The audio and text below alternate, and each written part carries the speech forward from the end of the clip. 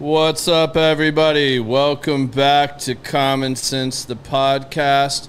Happy to have you guys here with us this week, and got another interesting guest for you guys. You guys all asked me all kinds of crazy questions, so I got a good one for you tonight. This is a guy I've known for a long time. Well, we've been working together now, 4 or 5 years? I was thinking 6 or 7. Yeah, I was going to say it's been a while. Actually doing stuff probably about 3. Yeah. Well, you guys, I've got Greg Hancock, my personal financial advisor that I use. He's with Spectrum Financial Group. And welcome to the show, man. Appreciate it. Thanks for having me on. Yeah, the things people will do to earn your business. You know, or do for their clients. Yeah. Things you do for your clients, man. I like it. We got him here, so now you guys get to fire away with your good questions. Oh, we're taking live questions too. Yeah, man. I mean, you never know. People might just pop on here and start asking you all kinds of stuff. They might do that. And he ain't telling you any of my financial plans, so don't even ask. Well, Greg, tell everybody a little bit about yourself, where you grew up, where you're from. Just give everybody a little background for people that don't know who Greg is. Appreciate it. Yeah, Greg Hancock, again, Spectrum Financial Group. You know, you grew up in the Dallas area, Dallas-Fort Worth area. Grew up in Dallas, graduated from Hillcrest High School, and graduated from there, went on to UNT, got my bachelor's degree. Mean Green. Got the bachelor's degree there. My senior year of college, I know you've heard the story, but I'll let everybody know. Yeah. My senior year of college was sitting there and just literally knew I couldn't sit in an office all day. I mean, even sitting in this box right here is kind of making me nervous, but thought, all right, what do I want to do? So back in the day, you answered ads in the newspaper. So went through graduation, pulled out the Dallas Morning News, and decided to see what it would be like to get into construction. So got into some construction management and did that for about 19 years, I guess. Threw a little mortgage business in there just to make it fun. Then the housing bubble popped. I guess it was, 2008? I'm not sure if you remember that. Yeah, 2007, 2008. Yeah, that's when I shut down my decorative concrete business. Yep. I was with a big national home builder at the time, and 2010, I got invited to leave. So I thought, okay, now what? And it was actually a chance to start over. I got to change some things. So went forward and kind of trying to figure out what I want to do, and ended up chatting with my mom one day up in her office, and she said, why don't you think about this a little bit? And she was a financial advisor as well. Thought, hadn't thought about it, but let's talk. So I already knew the owner of the firm, knew the manager, knew a bunch of the co-workers, etc. So started doing that, I guess about 14 years ago. And wow. Yeah, so been with I guess it's 14 years in February. But it's one of those things you look back on and think, all right, I wish I would have started this sooner, but was I mentally ready? Who knows, right? Just sometimes I guess the man above puts you on a different course. But been doing that and just getting out and helping people and serving people and seeing what I can do to make a difference, I guess. And so I guess it's when you and I crossed paths 6 or 7 years ago. I think it had something to do with the construction industry, because that's most of who I work with are people inside of the building, construction industry, things like that. So it's been great. Love it. So, what was that path like when you decided to make that career change? I mean, because that had to be a pretty big change. Yeah, it was. Good question. Well, I was burned out. I had, with technology, they had everything changing from the building perspective of meeting with the clients as often, the homeowners, and going and walking the houses and just getting out and just smelling the lumber after it was cut and all that good stuff, over to more computers, and they wanted us to carry computers and do this and that. And I thought, I don't like that direction. So it was a bit scary, but I'd also just said, I want to get out and quote unquote burn my bridge. So, and that's one of the things that I learned in the sales when I started with Spectrum Financial is sometimes you just have to burn that bridge. And that's what I did. I said, I don't want to go back. No offense to anybody. Made a lot of great friends. Still have a lot of great friends from those days. But for me, it was time to change. And I was getting older. The heat was killing me. 30 degrees outside when it's snowing. They still want you on the job site, even though you're not even supposed to be there. You can't pour concrete. You can't do anything. So it's like, all right. So it was good. I was like, okay, this is my next chapter. That had to be a large learning curve though too, to jump into that, because I think back to like my early 20s, and I forget, it's like Travelers the umbrella. Yeah. And they had all these different things where you go get, it's almost like multi-level marketing, they got you in and like, hey, you can sell life insurance and all this stuff. Like, we'll send you these courses and you can learn all these different programs and get licenses for all these things. And I had a buddy that was like ate up with that. Yeah. And I don't know if he ever made money doing it, to be completely honest. But I remember him going down that path. But I mean, for like a year at least, he was going to all these classes, having to go take all these different tests. I mean, I can only imagine how many different licenses he had. Similar road for what you were doing? Yeah, it's a good point, too. It was a lot. They always say it was like drinking from a fire hose. And I was 41 when I started. 2 young kids and just getting into a new relationship with my wife and her kids. And it was a lot. But it's like I was meant to be there. And I like learning things, and I like looking at things, and it's like, okay, this is fun. This is different. It's a challenge. It's something I want to do. But yes, it was a lot of late nights. Even the processors and whoever else on the back office would be like, we got your email at like 11:30 last night or 1 in the morning. It's like, I still got things to do, because I'm learning. They throw a lot of training classes at you, which are good because that's what you really need. You have to learn most of the quote-unquote products, how to service some of those things, some of the sales technique, because I wasn't in sales before that. So, and me being kind of an older dog, I thought, all right, I'm going to have to learn how to adapt some of this. And it was some really good training, and the guys who were in charge of the training classes understood, okay, you've got some more mature guys here, or gals. You don't need to go and show them. I don't need to be micromanaged or have somebody hold my hand. Just point me in the right direction, show me some things, and we'll get going. So, but yes, there was a lot of training, lots of licenses to get. You've got to hang your hat somewhere. Yeah. But I never really thought about the multi-level marketing piece. There are 1 or 2 companies out there that are like that. But I didn't think that because, again, my mom was in the business, and I had grown up around it. So I already knew, and I knew the successes that the colleagues have and the owner and whatnot, and it never felt like sales. It's just like helping people. I mean, I don't know, you and I met, I never came at you and said, hey, you need to buy this. It's like, hey man, let's go do something. Yeah, I think it's a little different approach. It's a big difference, y'all. And I mean, that's one of the things I will say about Greg. I don't refer a lot of people. He's probably the one person I referred more than anybody, because I like his style. I like his approach. I made a post earlier in the week where I was telling you guys one of the big things that we focused on over the weekend when I went to Apex Live was, having the 4 F's in line, your family, your faith, your fitness, and your financials. And if any one of those are out of whack, that starts multiplying. The same way, if not to a greater degree, when you have those things aligned and you're being disciplined and you have that focus there, that multiplies too. Catch up with you fast. Yeah. So, Greg's not the only financial advisor I have. You guys have seen some of these other people on here that, fortunately, I know too many financial advisors is actually my problem. Everybody I know is a financial advisor in some arena or something, it seems like, at least for a period of my life. And, there's different avenues for different people, but I think where it really registered for me was, you didn't come at me hard. You weren't trying to just sell me. Our first things was you inviting me to some networking things that you had going on after we had our first little lunch where we got together, and man, I don't even remember how we connected. I don't remember if it was LinkedIn or Facebook, but I remember you reaching out, and then I was like, yeah, I'll give you some time, because at the time I was needing that help. Yeah.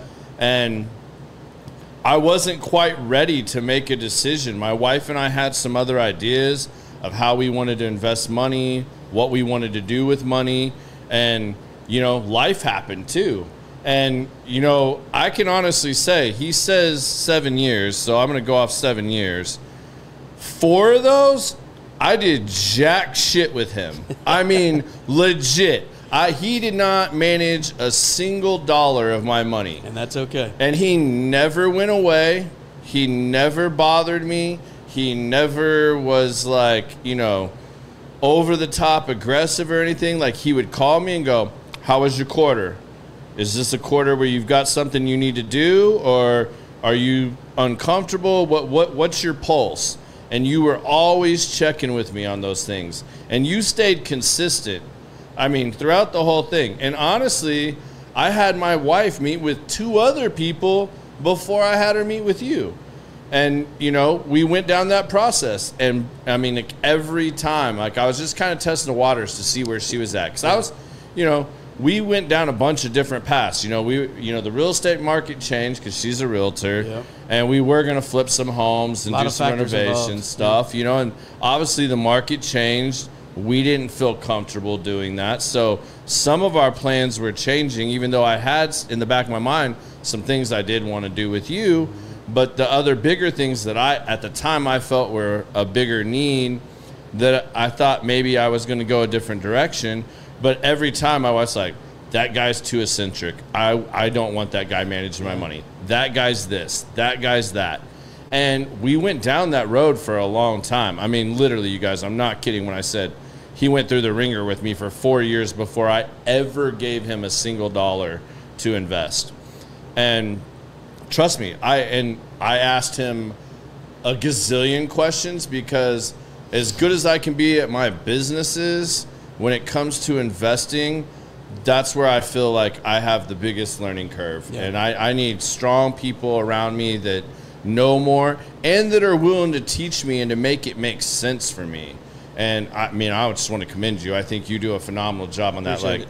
You have always answered every question, no matter how big or how dumb I thought it was. I mean, I've texted you at all hours and been like, hey man, what about this? Like, are you a fiduciary? I mean, like, as simple as that. A lot of questions. Like, that's it. I mean, like, that's really how our relationship developed. So that's why I think, too, I have such a comfort in referring you as well. That, I mean, I know you're not going to go in and pressure somebody into doing something that they're uncomfortable with. Yeah, absolutely. And a lot of financial advisors, I feel like, they don't care. They either have a quota or they're just worried about their bottom line, and you've never once given me that impression. Well, it could be product driven too, right? Yeah, it's just product driven. What are they looking for? What are they in for it? What do they need to do, and things like that. But to me, and I was taught, and it's always been this way, it's relationship driven, and that's why I think I did very well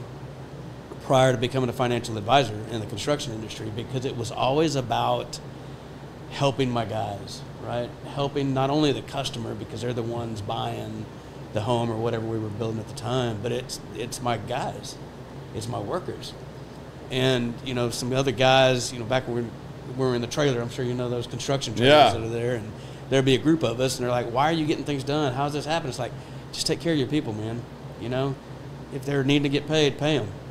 Just take care of people, and it'll come back to help you out. You know, that's what we're here for, here to serve. And I took that philosophy into my next step, which is what I'm doing now. And it's like, I'm not product driven. I'm not worried about selling something. If I do what I'm supposed to do and help people, everything sells itself. I don't want to sell. I want people to buy. And I don't even want them to buy. I just want them to realize what they need and just use me as a conduit for the tools and the resources that they want, right? Because they're not really buying anything. You didn't buy anything from me. I'm just helping you reallocate. I'm just helping you put things in different places. Yeah. And that's what it's about, is just genuinely caring and helping people. It's relationship driven. Well, yeah, and I mean, it's never been one direction either. You know, I'll speak personally recently because I've gone back and forth with this a lot, and you and I have, you know, and we're going to dive into a few of these categories a little more because I think these are important things for people to learn about, and I think you're a great teacher of these things. Thank you. You know, life insurance.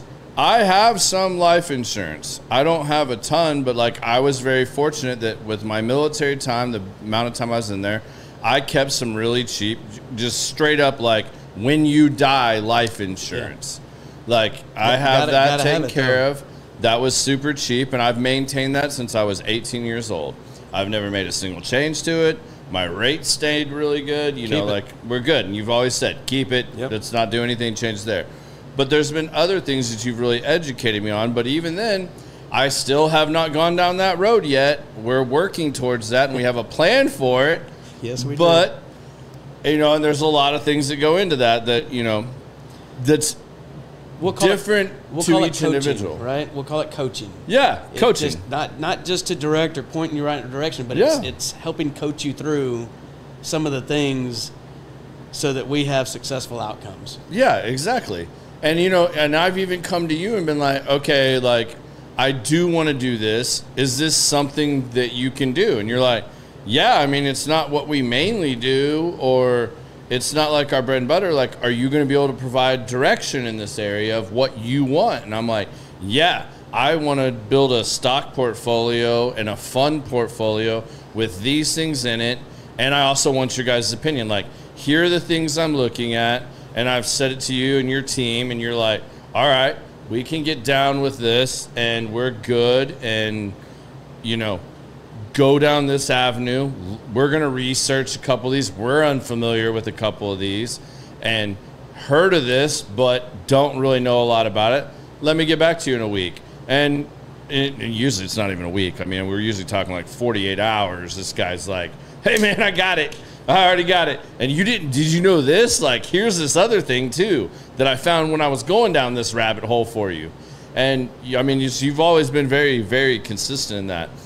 Maybe you can talk a little bit. I know I already said the word once, but this seems to be a big part of the marketing with financial advisors right now, is making sure that the person you're dealing with is a fiduciary.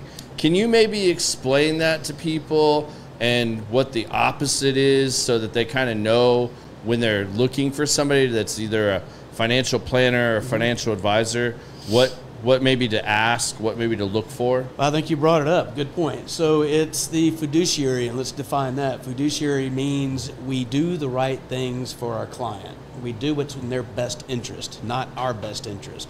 Some people are out there calling themselves financial advisors or whatnot, and I'll get back to that in a minute. But yeah, it's exactly what it is. We do what's best for our clients. So when you have fiduciary, that means you have the right licenses in place to help do that. And I won't get into the details. There's a lot of different ones, because you've got, you know, where I'm at with Spectrum Financial, I get two hats. I get the insurance hat and I get the financial hat. So I get the best of both worlds, because they do play in together with each other. But yeah, you've got to make sure that you have the right licenses in place to even give the advice. You know, that's one of the biggest things that they taught me when I jumped on in the firm. It's like, you're not allowed to go out.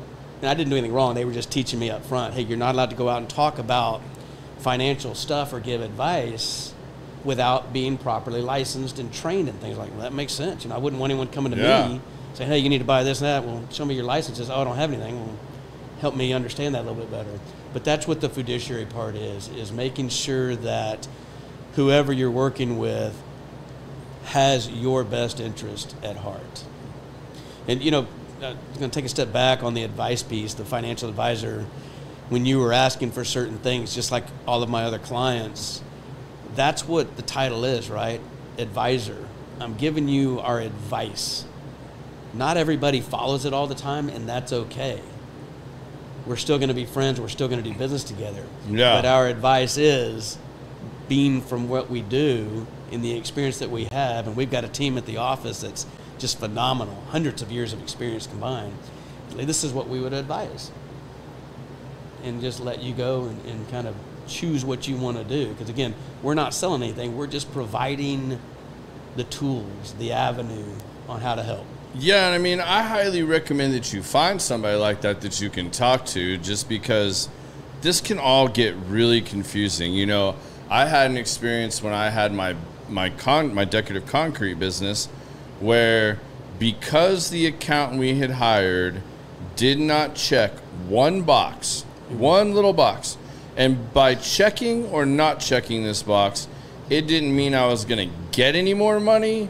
It didn't mean I owed any more money.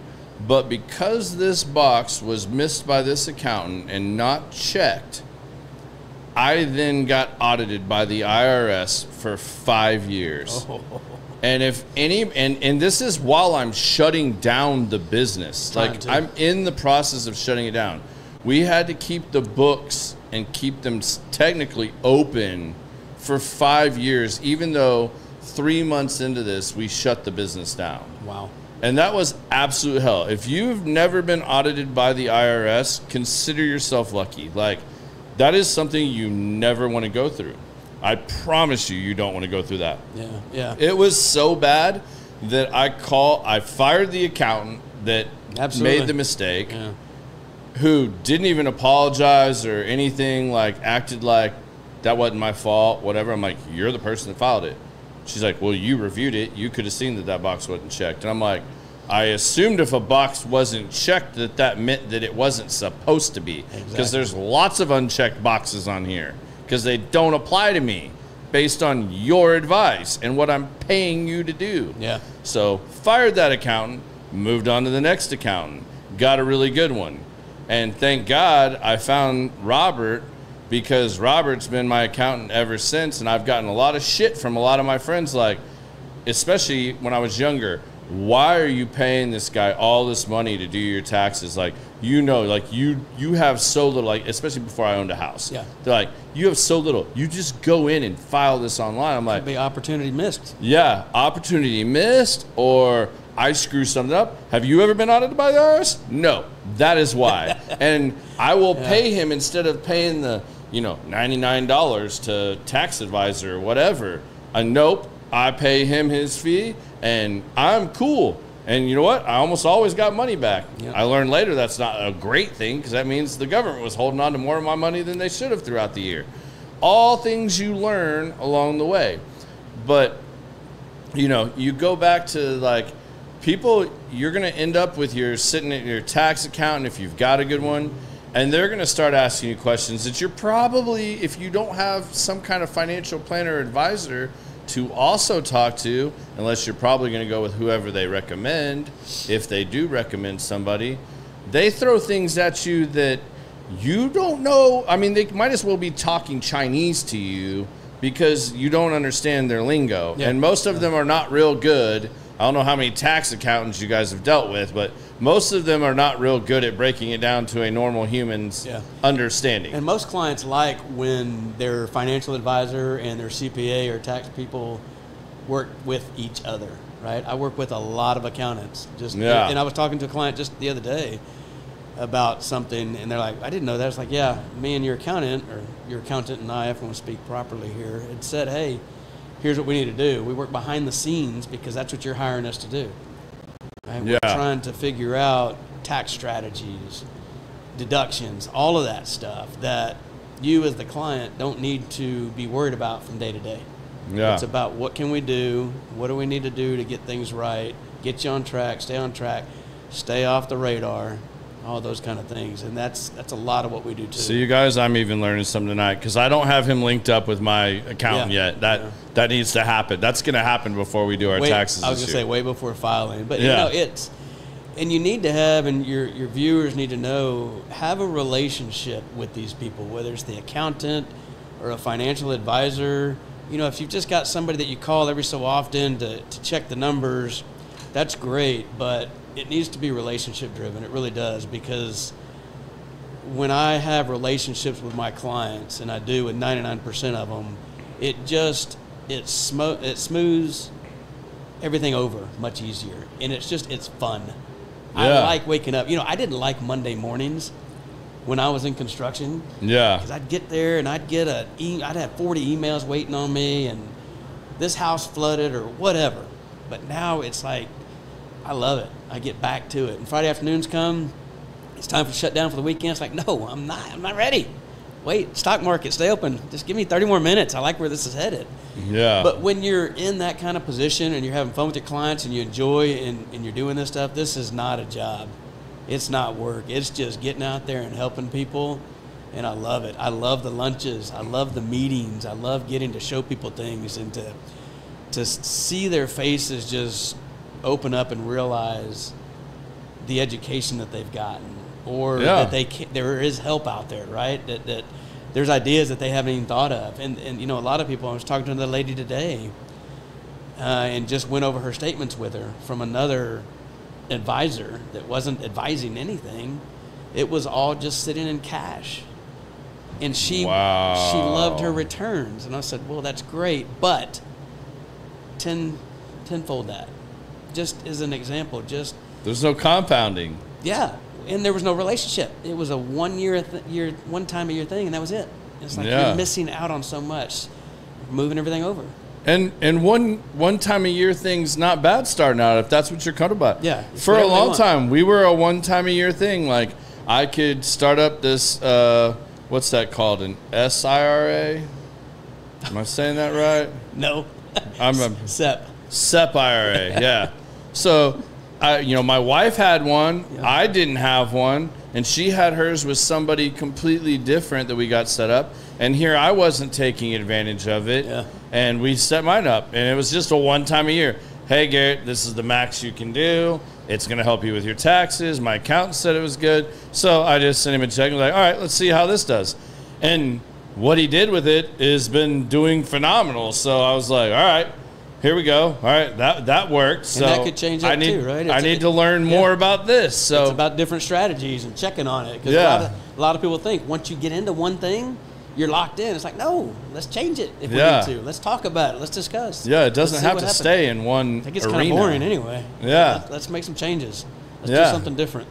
And then, recently I've invested some more money into the same kind of like a similar type thing where he found some funds for me. I gave them some stocks that I was interested in, and we did kind of a joint account thing there where I can like call him and say like, hey, my quarterly commission check was really good. I want to throw X at this. And he's like, do you want to just put it in the fund? Do you want to put it in a new stock? Is there something you're looking at? Yeah. And he always comes back at me with things, which I love because then it forces me to kind of dig in a little deeper. It makes me learn a little bit more because bottom line is unless you go for a degree in this stuff, you don't learn this shit in school. Unless your parents are really savvy at this or you had some kind of business or something where somebody was teaching you the ropes in this game, you don't learn this shit in school. I mean, I think everybody should get a little more like financial literacy on this stuff. I mean, like, how do you feel about that? I agree. I think so, because having educated conversations is fun. I love educating people, and usually when I'm done talking with a client or a prospect, they know a lot more. And it's fun because as you can see the relationship grow together, like you and I have grown, you've learned a lot, and you utilize what you've learned. It's more fun to have conversations like that. As to, when I'm starting out with somebody that's new or young, it's great. They just don't know a lot. Yeah. So I'm there to help them grow and guide them. And those can be 10-minute conversations. But, the fun ones are 30 minutes to an hour, and we sit down and we're breaking some bread or grabbing a drink or whatever, and it's just talking, and then just naturally it bleeds back into what we're doing. But let's go talk, and then we can talk business for the last 5 minutes, and that's what it's all about sometimes. But so in today's world where financial literacy is really challenging for a lot of people, what do you think is maybe some of the most important advice you give someone that's just starting out on their financial journey? Yeah, good questions. I think the biggest thing that I would give, the biggest piece of advice that I would give out is start small. And again, you've heard me talk about this and all of my clients, if I've got any of them listening to this. is take baby steps. Seriously. If anyone comes to you and says, hey, you know, they find out what you've got in the bank or whatever, and they say, hey, we need to put it all over here, you should run for the hills. You really should. Yeah. It's about making sure that the relationship is established, starting small, having the emergency fund.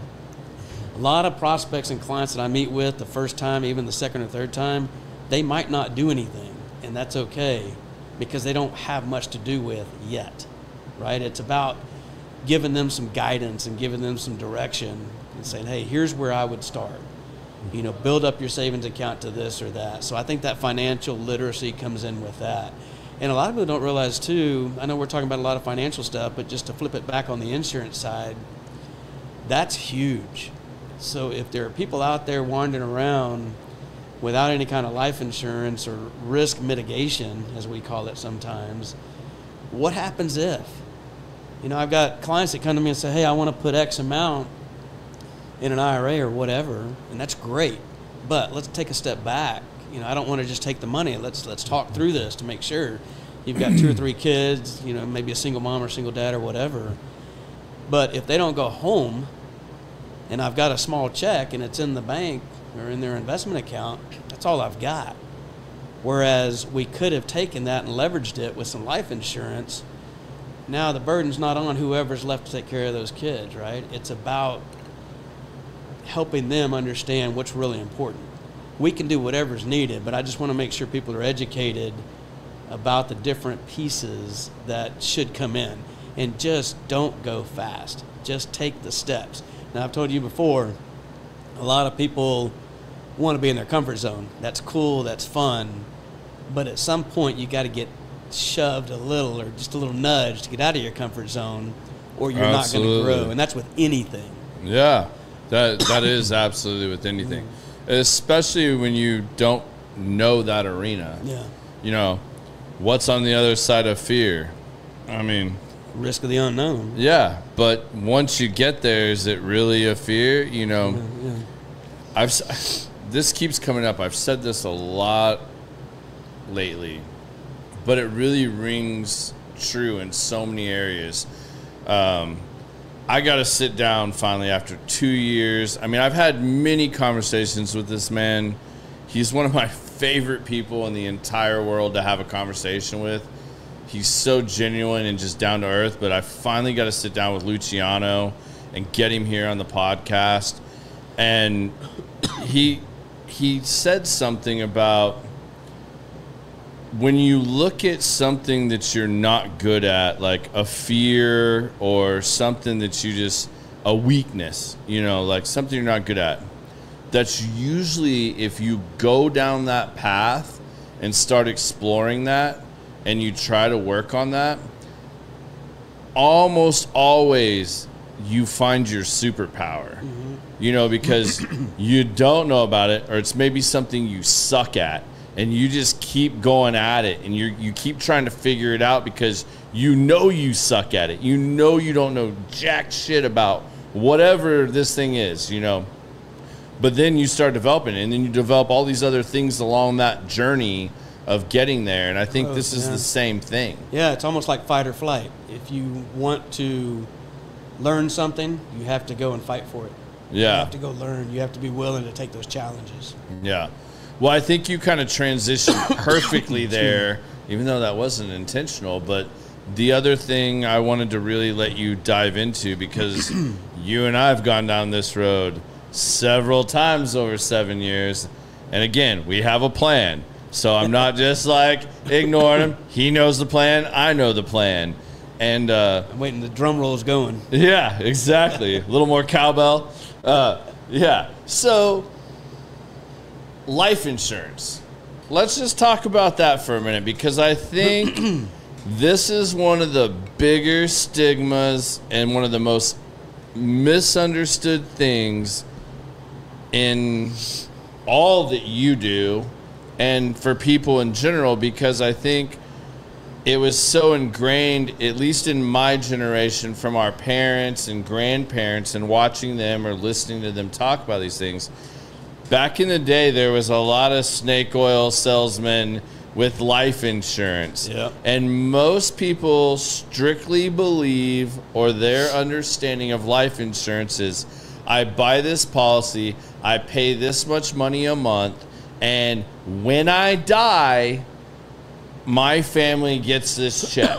And yes, that is one type of life insurance. But can you kind of explain this to people the way you have me over the years, and just kind of let people know that like there are other types of life insurance and that there are other uses for it. Maybe you can dive into that for everybody a little bit. Yeah, absolutely. And it depends on everyone's situation, right? So the main two types of life insurance that we deal with, and I won't dive too deep because I don't want anybody falling asleep on this podcast here, but are the term. Well, it's just Evan listening right now, so I mean, we don't care if Evan falls asleep. Are the term and the whole life, or the permanent policies. You know, and a lot of people do think that, like what you're saying. And that policy that's been around the longest is the term, right? It's the term type coverage. If somebody passes away, the check is getting sent to their family or whoever the beneficiary is. But there's another type of policy, again, it's called whole life or permanent, whatever you want to call it, that allows us to strategize, use as a tax bucket, for a lack of better terms, so that we can strategize on making some money on that money, right? So most people think of life insurance as just having a death benefit, but that type of life insurance also has a living benefit, and it does generate value inside of it based on dividends and other factors that any one of the larger insurance companies might pay out each year. And that can be used however you want to use it, whenever you want to use it, etc. Some people call it what we call a retirement supplement, because it can add up to a considerable amount of money over the years. It's not going to happen quick. It's not going to happen overnight, and I've told you that, and tell my other clients, it's not get rich quick or anything by any means. It's not real sexy, but it's safe and it's secure. And there are some years when the market might be down. I know 2022, we had a pretty rough market where a lot of my clients were looking at their overall financial home or their portfolio, and they would see their life insurance making more than their investments. And it's just the way the world works sometimes. Yeah. That's not going to happen all the time, but there are those avenues. And you don't put a whole lot in there. Just put enough to make what makes sense after, we strategize together and come up with things. But it's always good to have that bucket that you can put that money into that's going to have some earnings that are not taxed and available whenever you want them. Yeah, like you can pull from them if you need to do things, correct? Yeah, absolutely. And you have a medical emergency or something like that maybe your accounts are a little bit low. Yeah, or maybe you fall ill or you become injured or lose a job. We call those policies like the Swiss Army knives of life insurance policies, because there's just so many different things that you can do. Yeah. I mean, I've had clients call in the past, and a lot of it gets emotional too, that something has happened and they have become disabled and they don't work, they can't work. So we start making adjustments to these policies, and I hang my hat with Mass Mutual, that's part of Spectrum Financial Group. And it's such a strong company, such a great company, and we can make those adjustments on certain types of policies to give them relief. And they're like, I didn't know you could do that. It's like, yes, ma'am, or yes, sir. That's part of how it's designed. The fun part is not just introducing these tools to people, but being in the business long enough to being able to exercise these tools, put them to use, seeing it go to work, seeing it work, seeing that family have relief. And I've delivered some death benefit checks too. Tough. And I have never had one client or client's family say, "Nah, we don't need it," or decline it. Yeah. Everyone's just like, "Thank you, this will help." So there's just lots of different tools in our arsenal that we use to help. All right, Evan has a good question for you. As much as I hate this, because like I'm not a fan, and I think he's very rookie. Yeah. But hey, Evan, how are you? So Sprout wants to know, what are your thoughts on Dave Ramsey's baby steps? I think Dave Ramsey's steps are good. I really do. So see, one guy says good. I said I think he's a jackass. Yeah. But He's good to a certain point, right? He's really good at helping people save and get out of debt and strategize that way. yeah. And some of that I don't do. I can't help people. I don't know the different industries out there that can help people get out of debt. Like I'm 50,000 in debt or 100,000 in debt. Who can I turn to? Well, let me make some calls and see. But once you get to the goals that he might have, or anyone, for instance, might have, what's the next step? That's where myself or any financial advisor might come in and say, okay, now that we have something to work with, now we want to work on some tax strategies. That's where I would jump in and say, and I don't really know, and my apologies to you, the exact steps, but I've got a pretty good idea. Yeah. But that's what I would say. And yeah, I mean, I've listened to a lot of his stuff, and a lot of what he does makes sense, and a lot of his phrases are buy, term, and invest the difference.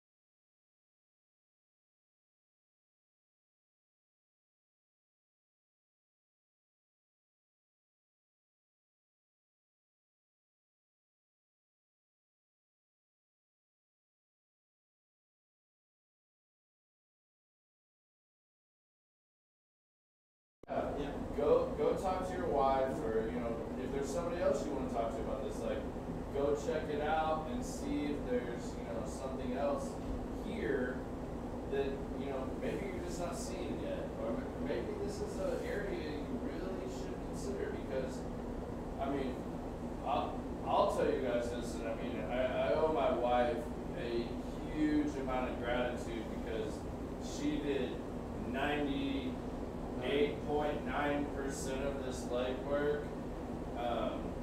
We did a full-blown financial audit with them, because I'll be honest, I don't pay a whole lot of attention to like what I spend. I'm not the guy that sits there and budgets out everything to a T and like, this is where we're at, this is what we're doing, and then like it just kind of happens. And I'm also in a sales position, so my stuff comes in chunks. It's not like I just have this salary that just comes in, and it's not the same thing. So my scenario, I I'm not good about that. It drives my wife absolutely crazy. And, you know, we did this more for me than anybody, just so I could see, because honestly, if she hadn't done what she did and you hadn't insisted upon, like, hey, like, this is a good idea, this will be money well spent, you know, you really should know these things. I don't know that I ever would have done it. I mean, to be completely honest, like, I probably would have just gone on the same way and just not be cognizant of the fact that, like, holy shit, we're ordering Uber Eats way too much. Like, this has gotten out of hand. We buy all these groceries and half of them go to waste. Like, we really should be better about eating at home, which we've made. Like, I mean, I'm just giving you, like, a real life example of, like, the dumb shit I do. But I'm sure I'm not the only one. I guarantee that. So, you know, it kind of is what it is. But going through a process like that and starting to get a bearing on that, you kind of realize, like, you know, maybe that's a weakness of yours. You know, I noticed for me, the way I was raised and the way I grew up, I mean, which is insane, and my dad's probably rolling over in his grave right now because my dad was a banker, and, like, he used to make me save up for things and stuff like that, but he also let me take my money out of my savings account. You know, like, he didn't make say, like, you should have a checking account and a savings account. No, you have a savings account so you earn interest on it. So, like, I didn't really learn the full spectrum there on this stuff, which is really kind of sad. I mean, I'm laughing about it, but, like, my dad was a banker, and there's so many things that I should know, and, like, that's not my strong suit when you start talking about algebra and stuff like that. So Algebra wasn't my favorite subject either. But, you know, it's about that, but it's also about making sure that you know and you're cognizant of what's going on. It doesn't sound like you were. No, I wasn't. I mean, I was just writing checks and trying to live life, and as far as I was concerned, as long as I handled, like, my known responsibilities, and we were maintaining the lifestyle that I promised my wife and the things that I've worked for, then to me it was good. But you know what I mean? About the future. But yeah, I mean, I was really poor at that. You know, when I was younger and I worked for big corporate America, that was easy, man. Like, the one thing my dad did teach me, and that we did from that was, you know, there I had, like, a 401k, I had money matching medical account and stuff like that. And, man, I would just maximize that. And anytime I had a chance, or I got a pay raise once I was comfortable in my salary at that time working for corporate America, if I got a new pay raise, all right, cool. I can have a little bump of living, but half of it is going straight into the 401k. Like, I still maintain that thing. Once I got out of corporate America, that all went to shit for me. Like, I quit doing any of that. And obviously, a lot of it wasn't, I didn't know how to do it outside of it, because that structure and all that was provided. You know, you sit down, even if I changed jobs between big corporations to the next one, like when I left Royal and Sun Lines Insurance and went to Safeco, you sit down in your onboarding. All right, what do you want? And I mean, I would even have them take out extra money out of my checks, just so that I never owed money on my taxes at the end of the year. The dumbest thing ever, I learned later, but, like, that's the way I thought. That's what I did, because if it's automatically taken out, then I don't know I have it, and I don't think about it. As soon as it's done, and you're used to, this is what I have, you don't think about it. And I'm glad you brought that up, because, like, 401k plans, a lot of people don't realize this. The 401k plans that they put money into, that's great. If you have that opportunity, especially if they match, you've got to do it, because that's free money. But not at one point, I bet you're going to reflect back as I'm talking, not at one point when you were going through all that, did they give you any advice? Because they're not allowed. They're not allowed to. There aren't fiduciaries, as you brought up. No, once a year you got the little thing like, here's your. You ask them a question, what do you think about this, or can I do this or do that? And like, well, you need to contact your financial advisor. So it's a lot of that too. That's where I come in, and a lot of my clients appreciate that too. I get to look at, talk to, chat with about what they might have at other places like Can you do that? It's like, show me what you got. Let's talk about it. Let's see what's going on.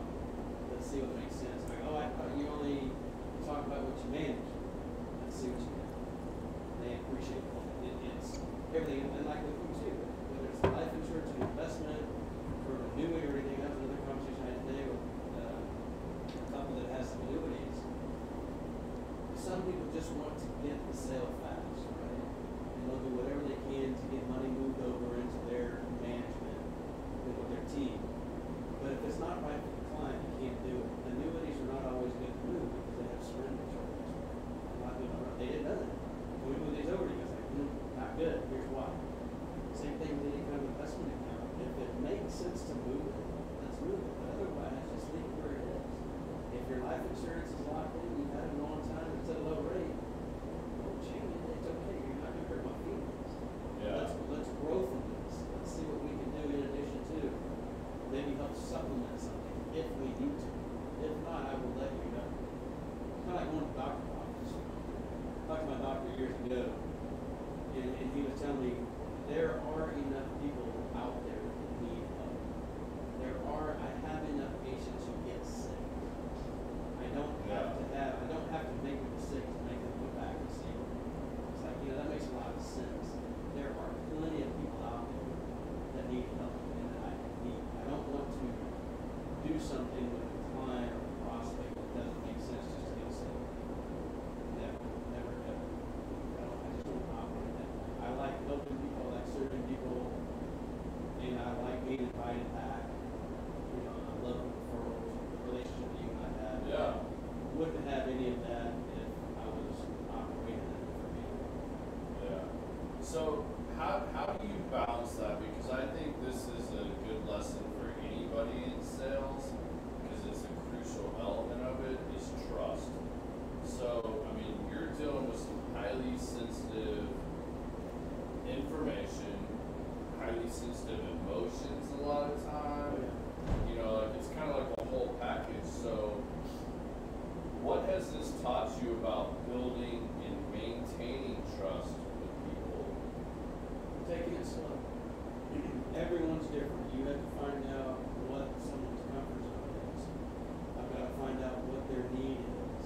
I'll talk to the person that referred them over, and usually that person gives me an idea. Hey, here's what this person needs or looking for or is going through, and that might be the first thing that we tackle. It might not be one of the first things that they need, but in talking to them, if I find out, hey, this is what they're looking for, then let's just go ahead and do it. If it makes sense, let's just go ahead and do it. Taking it slow, building the trust, asking a lot of questions. And to me too, something I learned from the sales courses that I went through over all these years is it's almost like setting what we call an upfront contract. So I'll go in and we'll sit down and I ask permission. Hey, we can get pretty deep and dirty into this, but we can stay on the surface. It's going to be up to you. I'm going to ask a lot of questions. If you're not comfortable, tell me. It's okay. But some of these questions are not only for me to help understand who I'm talking to and how I can help, but it's to help you self-discover. It's a two-way street. What can I do to help out? What kind of relationship can I have? I'm not a transactional guy. If somebody does call me and say, hey, I want the cheapest of this, or the cheapest term, or the cheapest set of tires out there, I'm not your guy. I don't know anything about you. Yeah. So how can I help you if we don't talk? I'm not good for that. I understand. Have a great day. Yeah. It's just, I've got to know the person I'm talking to. And that's part of the fun too. Is getting to hear something. I have met some phenomenal people. I have been to some businesses and some places that I had no idea I was driving into. It's been crazy, the things that I have seen and what people do. Because the surface is just that. It's the surface. But once you start peeling back the layers, it's an interesting world. It's fun. It's a lot of knowledge. And I've got a lot of clients that have taught me a lot too. Oh, I'm sure, because you get all walks of life. From the ultra rich to, your average everyday person. That's a broad spectrum to pull from. It can be, yeah. A lot of different values and things that they look at or to see how consider. things change and just all that stuff. And find out who drives the family, right? Yeah. I've sat down on many meetings where I would have one of the spouses drive the conversation and then come back ready to execute some of these things. And the other spouse finally decided to speak up and said, nope, we're changing gears. Like, all right. So how many times have you been wrong? Oh, many. Yeah. I'm not afraid to admit it either. Yeah. There's been a lot of times like that. Oh, I had one when I first got in business. I'll never forget. Awesome couple. It was a referral. I talked to him for, I don't know, several weeks. I said, here's what we're gonna do. Talk to the wife. We're good. All right. And this is back when we still had all the paper, right? So I'm getting all these things printed off, ready to go. Get out to the house, sit down, and I tell you what, I've never seen a wife throw such a strong curveball. And said, nope. I said, well, okay. Looked at him and said, I guess we better follow her lead. He goes, yeah. Just like, okay. So, and that was a lesson, right? Yeah. That was a lesson for me. I need to engage everybody that's going to make decisions up front so that we can figure out what is best for this family. Yeah. I learn something new every day, and I'm open to learning something new. Yeah. What do you think's maybe something that you would look at that happened along your journey that maybe at first seemed like a failure, but ended up being like a great lesson? Oh goodness. I'd have to think on that one, but there are probably several that go back to that type of a story. That would be, don't judge a book by its cover. A lot of those. Yeah. I would go in and assume that maybe we don't have much to work with, but I'm still there to help. Yeah. And all of a sudden they show me some things, and I'm like, wow, these people have been saving, and there's a gold mine, but they don't know what to do. Yeah. They're like, I've got a huge bucket of money. It's just sitting. What do I do? You know, in my head, I'm just rattling off all these things, but I have to take it slow. Okay, let's see what's important to you. Then on the flip side, same thing. I've gone in expecting people have monumental cash supplies or something of that nature. And Because the outside looks like everything says these people have money loaded. And you get to them, and they're $1 million in debt. And it's like, holy moly. Okay.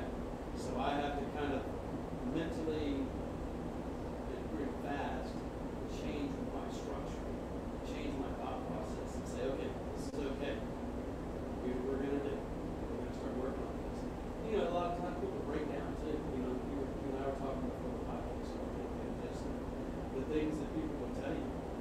Yeah. And, you know, a lot of it's confidential, but it's just like, it's pretty deep, some of the stuff. But yeah, to answer your question, just going in expecting one thing and having something else thrown at you, you have to be able to manage those expectations.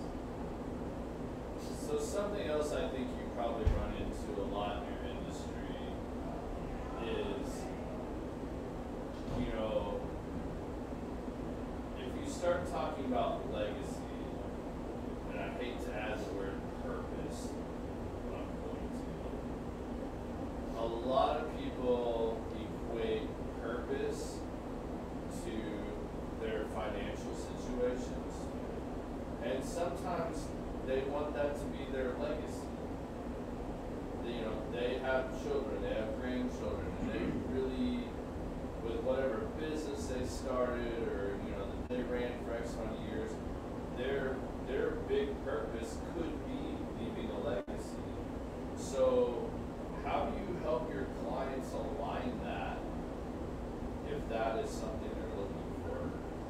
Well, they really, you know, kind of flipping it back on you is how do you define a legacy? Everyone has a different definition of what they want. And it just has to do with finding out, and it gives no questions. What is your legacy? What do you want? What are you looking for? Are they a business owner? Do they want everything to pass down to the kids, or maybe one kid? Is one kid's a wild child? Do they want to spend it with the spouse? That never happens. We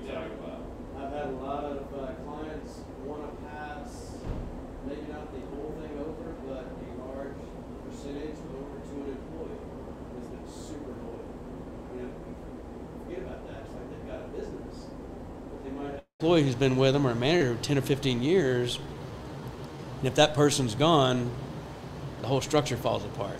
Yeah. And they don't realize that. It's not a family member, but that could be part of the legacy too. So it's just trying to define what someone is looking for and what do they want. Are they wanting the entire business being passed down? Do they want something for their kids just for college? Do they just want a trust fund? It's kind of a broad question, but it would have to go in and find out the depths of what they're looking for. Yeah, because I mean, you guys can help people out in so many arenas. I mean, I don't know if you want to just kind of like list some of them off or what. I didn't know the right way to tackle this, but I mean, like, from whether it's like getting your retirement, your insurance, or your insurance of what you're paying for, like state up, like just say home, auto, like they can review all that stuff. If you need a will or don't have a will, like, I mean, there's just so many things. Because I know when we did our big financial review, it was like, all right, here's all the things you can do or you should think about. What things do we need to tackle? What's the order of importance? Because, you know, like, it changes with me and Sarah not having any kids. You know, there are things that are higher up on our priority list that obviously than probably somebody that has kids, you know? Yeah, absolutely. So it really comes down to finding out what their circles are like. And that's what I have to do, is I have to surround myself with good attorneys. Yeah. Good accountants, other types of advisors to find out what these clients are looking for. Because as we do any kind of a plan or just sitting down and talking to someone about their legacy or whatnot, it's asking, what do you need help with? And I need all those pieces, though. Give me what you have. And that's why on a financial plan, we do financial planning as well. We're going to dig deep into what you have, what you're missing, you know, what areas are you looking to get strength in? Because a lot of that comes down, we work a lot with attorneys on the wills and the estates and the probate, and people don't realize how those pieces are so significant, because if somebody doesn't have a trust or a good, strong will, then when it comes time to it and somebody passes, everything has to go through probate, and that could take months or years. So it really depends on what they're looking for. Thank you, sir. Appreciate it. Thank you. Cheers. Cheers, brother. I'd like to lie and say this is the first time we've ever drank whiskey together, but that would be a lie. It won't be the last one either. So yeah, a lot of pieces, you know, just kind of tip of the iceberg, helping clients with the life insurance, disability coverage. We do the annuities. And then on the financial piece, just anything and everything you can think of financially. You know, the IRAs, helping with the 401ks, the rollovers, financial plans, partnering up with different people, home and auto, attorneys, CPAs, things like that. Yeah. It's all part of your quote-unquote financial home. And that's what I enjoy doing. Helping so that's one of the things I hope you guys are getting from this episode is maybe you didn't know some of these things existed, or maybe you didn't even know these are areas you're lacking in your overall financial game, that hopefully just a little bit of awareness, you can start going down some of those rabbit holes. Yeah, absolutely. And and a lot of people get scared or concerned or think they don't need. Money is very scary to a lot of people. Yeah, absolutely. Well, the subject is, right? Opening up to somebody can be scary. But just finding someone that you're comfortable with, or admitting that you don't know about something There's a lot of finances. I don't know it all.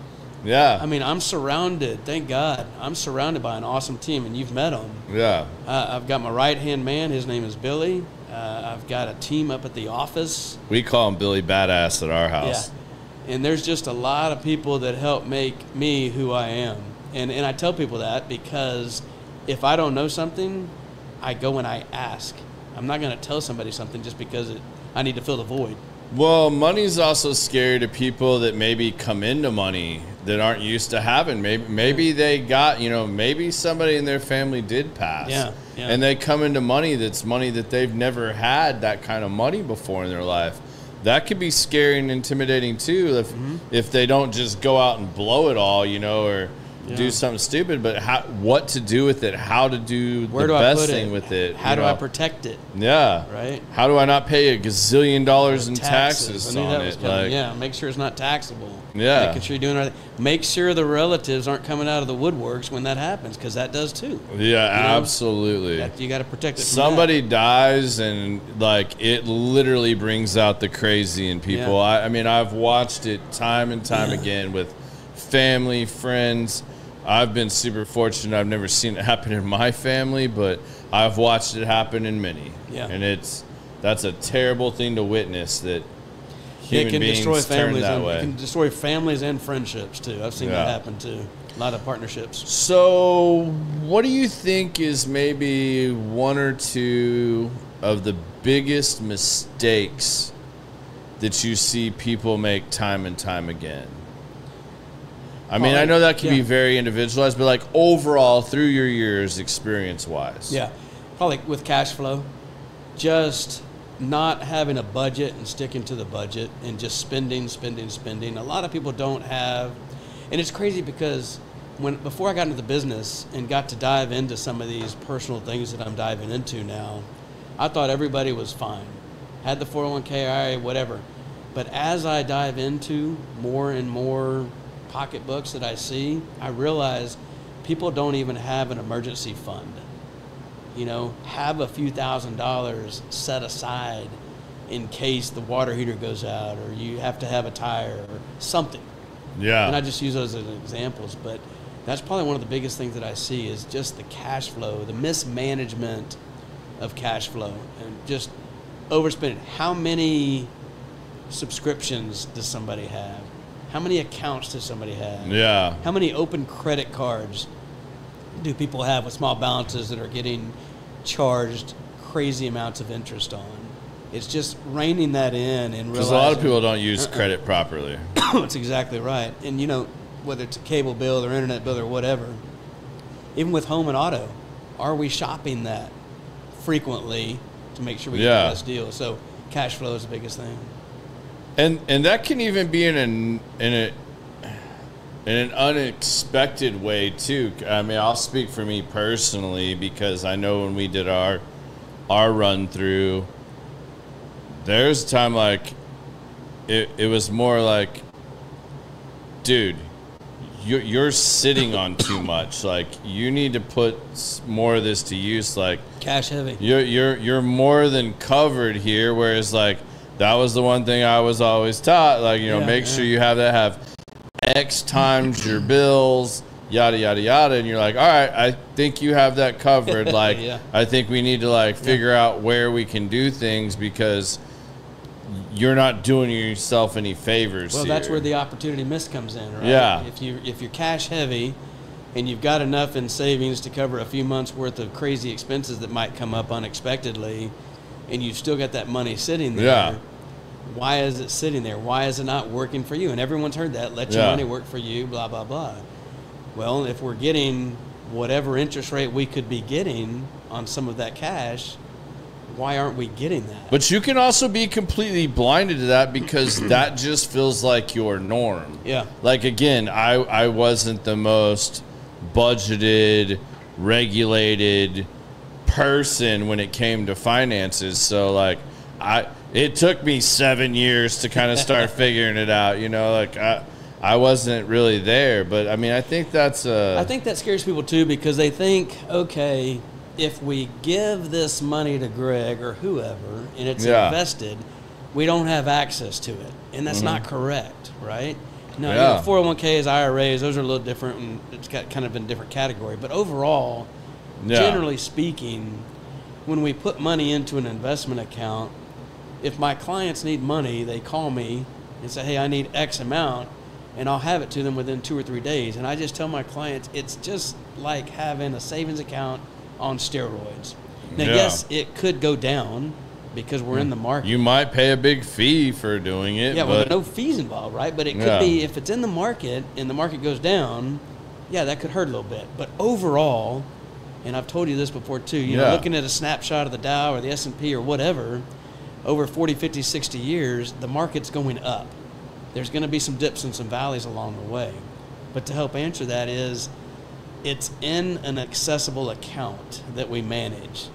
And if you need some of that back or all of it for another project or a business venture or a rental house or whatever, you call, we sell, we liquidate, and we distribute. It's very simple to do. Yeah.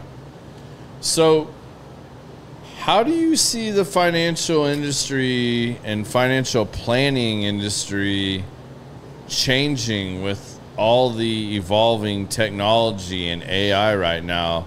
I mean, I'll tell you guys another key thing here. If you just want his newsletter, go get his newsletter, because he sends out these like amazing newsletters every week that I learn something every time, and it's one of the few that I actually read. Good. That I don't just send to my junk folder.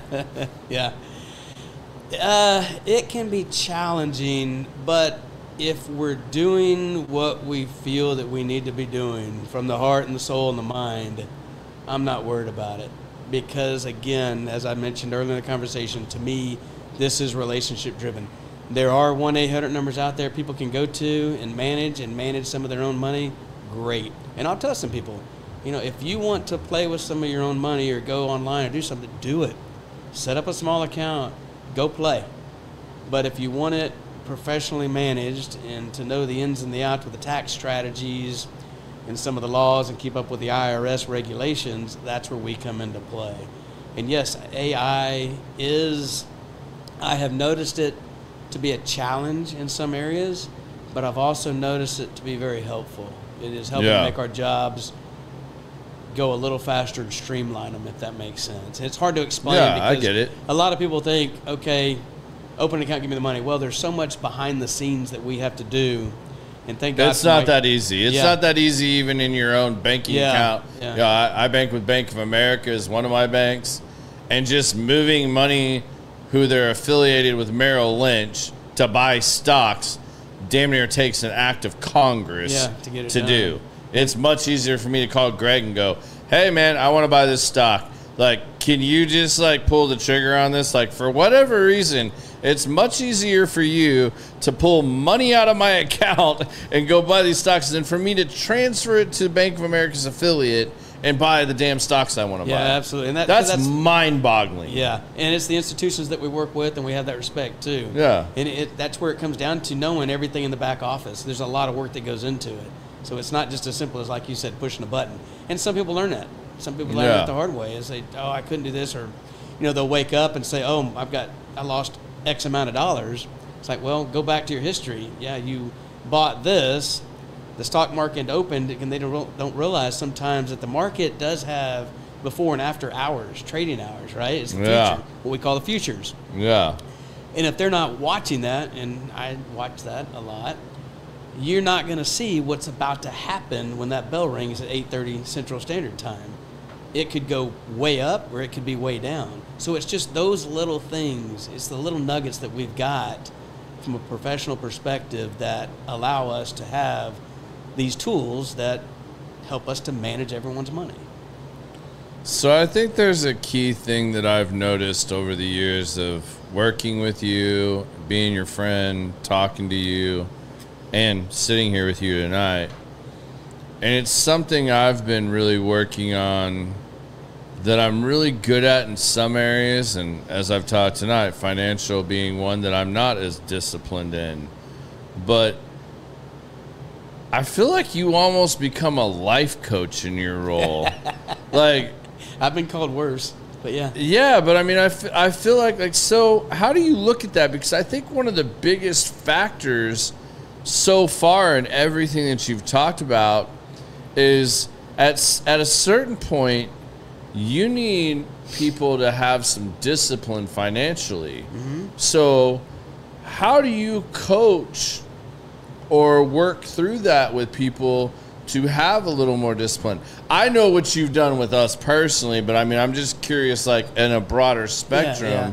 Well, how do you handle that? Because if people had discipline in more areas of their life, they would be way more successful across the board. Yeah.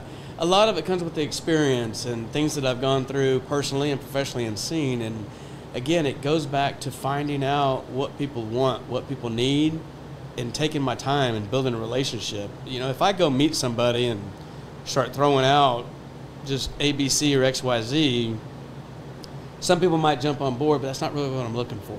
Yeah. I want to experience certain things with certain people. I want to make sure that we're doing the right things. And honestly, if I go talk to somebody and they hand me a check before I know anything about them, that scares me. I don't know if I want that, because that's weird. I don't know what they're really looking for. And if something goes wrong, who's going to be to blame? The financial advisor. I mean, but has that happened? Like, do you, I mean, I'm sure it has, because, I mean, there are dudes with fuck you money. Yeah. Well, guys and girls. Yeah. But they just come up and go, Greg, $100,000. I need to do something with it. Just here's a check. Do something with it. Like, it has happened. I just sit down and say, okay, thank you. Appreciate that. But let's talk a little bit and find out exactly what you're looking for. And do you understand the consequences of what can happen if we do this, right? I'm here to help you. I want to build the relationship up and find out what's needed.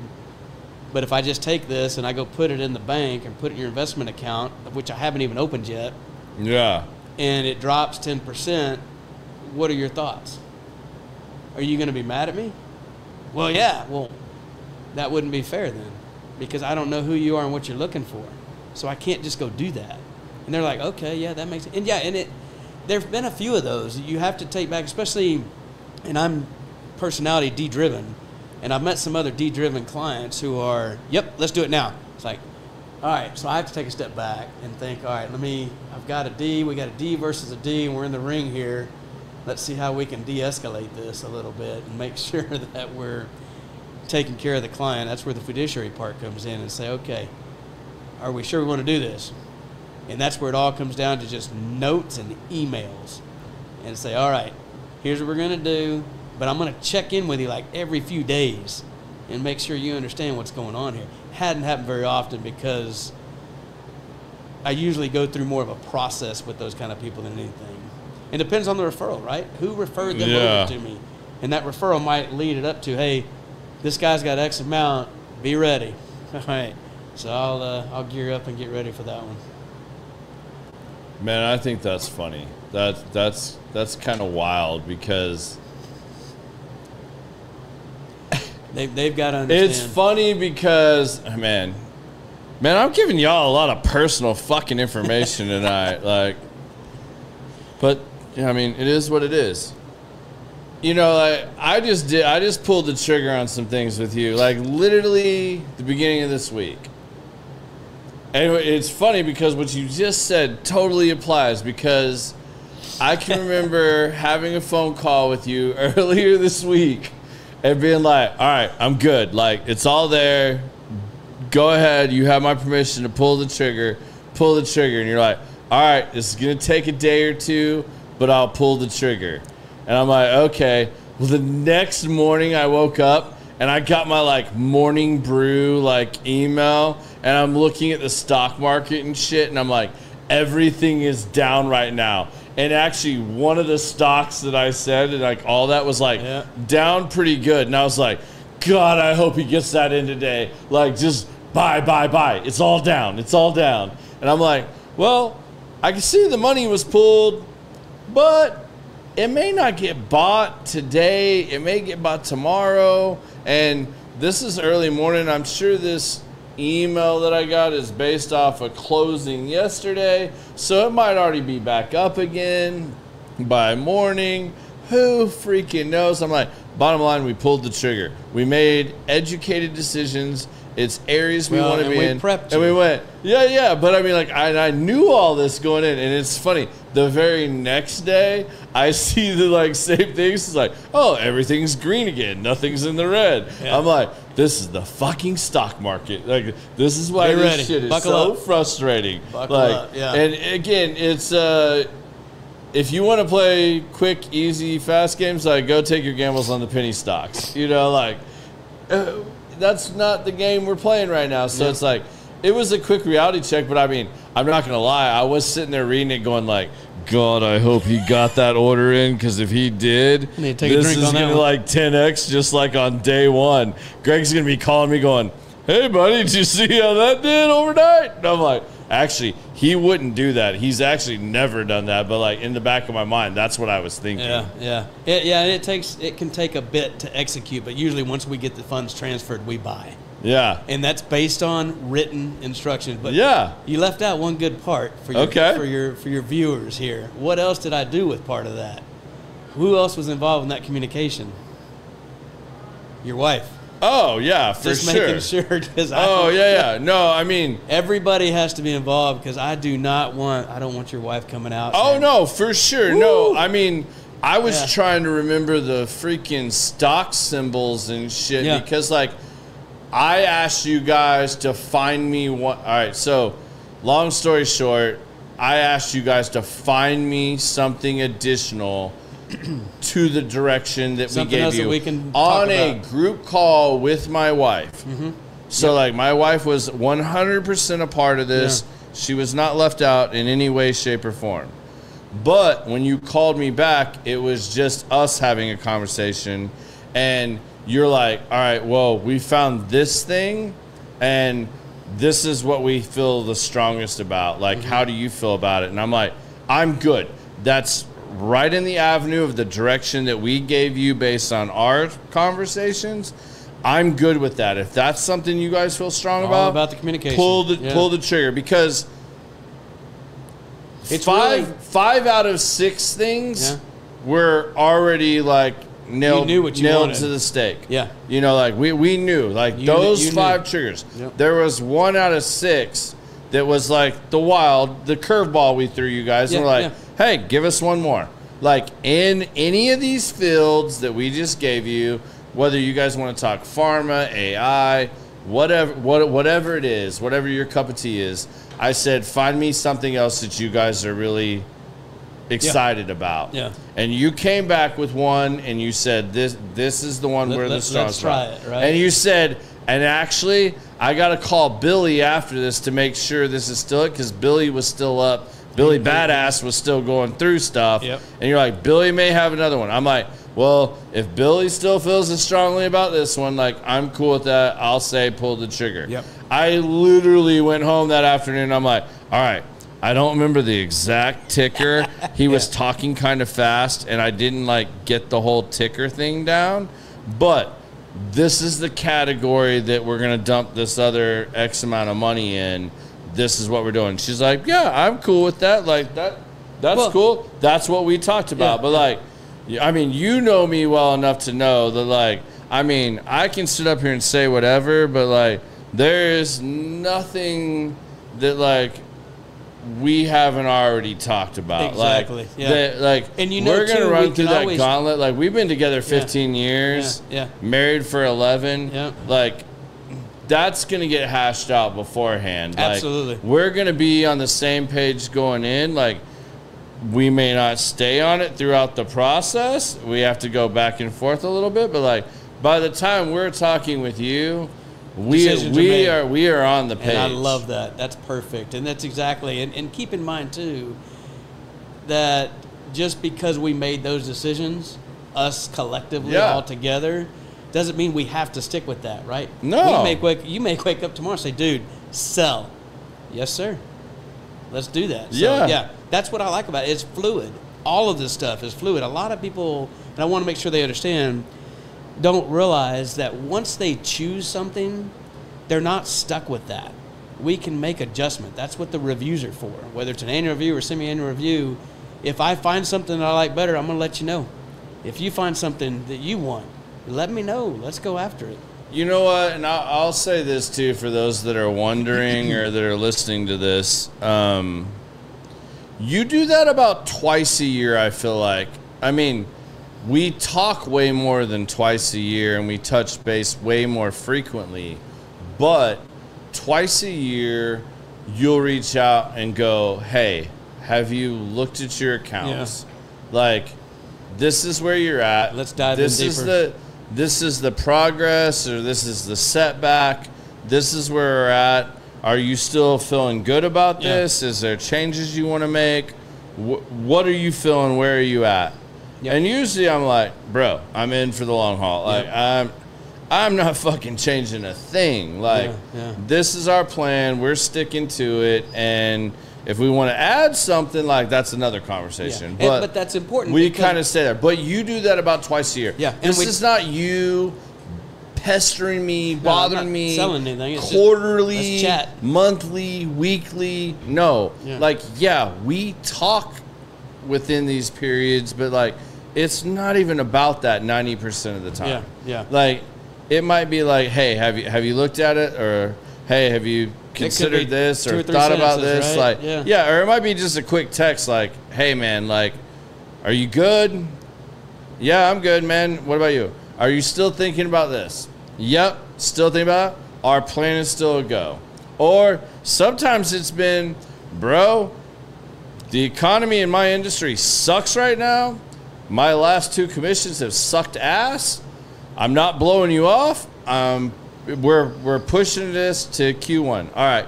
When's a good time to call you in Q1? Gotcha. Yeah. All right. I get my Q1 check on this date typically. Like, we're talking here. And he's never, and that's why he has my money in the works, is because he's never questioned that.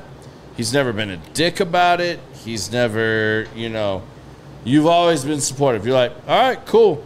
That's your decision. I'm cool. But if anything changes, just let me know. But, all right, cool. We'll roll back. I'll follow up with you on this day. Yeah. And he does not call me or email blast me before that. Like, it's none of that. Yeah. It's and you know what? I can't say that about everybody, though. Like, that shit happens. But tell me, you've asked me a lot of questions. Tell me about that. What are some of the other guys and gals doing that some of your podcast viewers might want to see? What are some things they should look out for that you've seen?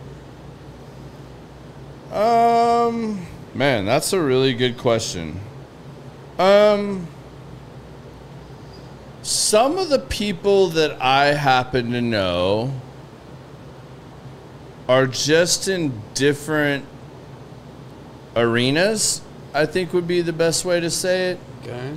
So, can they help you with the same things? Like, I've kind of categorized those of you in your industry that I know, right? So there's some of you I know that typically deal with people that, are on X income money spectrum.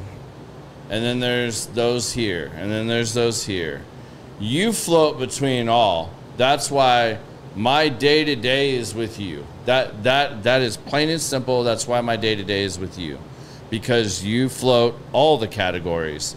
Now, if one of the guys in one of the higher tier categories calls and I happen to have that kind of cash, or I'm willing to take that kind of risk, then cool, I want to know about it. I want to hear about it. That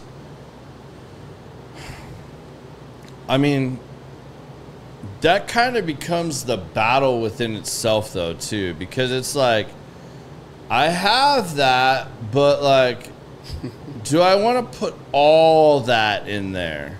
Because because some of them, like, and it just depends, and, like, well, it could be they all offer different things, projects, but it's different projects, it's different things. Like, do I want to put that much into one thing? Because sometimes that one thing, that's the bare minimum to get in. And that bare minimum might be the top of what I have available. Exactly. So is mine and my wife's comfort level there that collectively, like, and I'm not going to lie, there's been times I'm like, shit, all right, I really want to do this. Like, what do you think? And she's like, hell no. Like, we're not putting all our eggs in that one basket. And I'm like, because it's at the top of our basket. Yeah. And I'm like, all right, I feel you. I get it. Like, that makes sense. Like, I fully understand. Oh, man, like, this is going to chap my ass if, like, down the road I hear about this. Never know. But then though. There's been other times, like, I've had a lot of friends come to me with investment opportunities at different times. And man, a lot of them just haven't made sense for me at the time. Like, I fully believe that timing is everything, you know, and sometimes would it been a big stretch for us to do it? No, but it just didn't feel right. Yeah. And, you know, there's other times that, like, man, we just didn't have the bare minimum to get into that deal. And I was like, bro, please don't forget about me. Yeah. The next time you have something like Ping this, me. please ping me, call me, whatever, because I want it. I just can't do this right now. Yeah. So it's been kind of a mix, you know, like, and sometimes there's been situations where I have a lot of friends in a certain industry, and one of them comes to me with an opportunity, and it sounds really good to me, but it's not my area of expertise. So I call my other friends that are also in that space, and I'm like, hey, here's what's being thrown at me. If you had this opportunity, would you do it? Yeah. And if the answer collectively was yes, then we would have pulled the trigger. So far to date, the answer has been, yeah, man, that sounds a little too good to be true. Yeah. Or, hey, man, we're having a really tough time. Like, I already have this existing business in this segment, and hey, man, you're my friend. I'm not going to lie to you and tell you, like, it's tight. Like, we're busting our ass just to break even right now. Yeah. Like, we're not in danger of going out of business, but, like, I'm not sure that, like, right now I would, like, venture off into something new in that arena. So I vet a lot of people, man. That's like good. And I have a lot of conversations. So sometimes it works, but like, you're not always in that position. Sometimes, and I'll say this too, sometimes you got to trust your gut. So far, I don't feel like me and or my wife have really lost out on anything.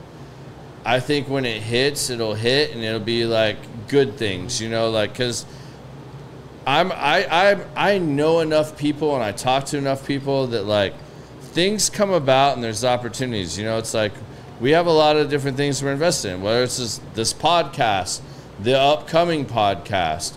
You know, there are a lot of different things in play, as you and I have talked. That, like, you know, you just kind of have to gauge things. And you constantly have to be aware. Yeah. I think that's the biggest thing. Like, be aware and not afraid to learn, but, like, trust your gut too, man. And ask a lot of people around you, right? And that's part of why I ask, is because I want to make sure that you, and you know this, and the viewers know that any good financial advisor should be approachable.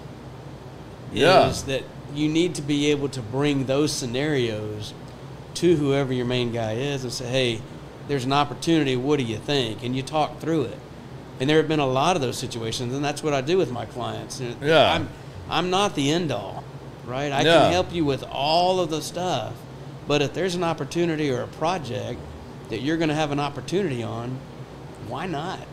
My goal is to see you succeed and to see my clients do well. Yeah, and I mean, it can be really as simple as this too. Like,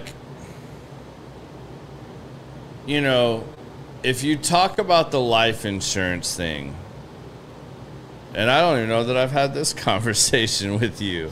It's funny how these things just keep rolling and snowballing. But, you know, like, my biggest thing was, like, early on in some of our discussions, it was like, all right, well, if you do this thing, like, it's best in most scenarios, or in your scenario, that, like, each quarter you like, it's automatically taken out. Like, kind of the philosophy I was talking about with my dad that he taught me. Yeah. You know, like, it automatically pull it. Well, honestly, and I don't know that I expressed it to you, like, my biggest thing was, but I'm sure you know this because we've been talking for 7 years, quarter to quarter, my shit is so unpredictable. Like, one can be absolutely amazing, out of this world, and then the next two suck. Yep. And then the next one's good again, not great, and then the next one sucks, and then the next one's great, and then the next two suck. Like, all up and it's down.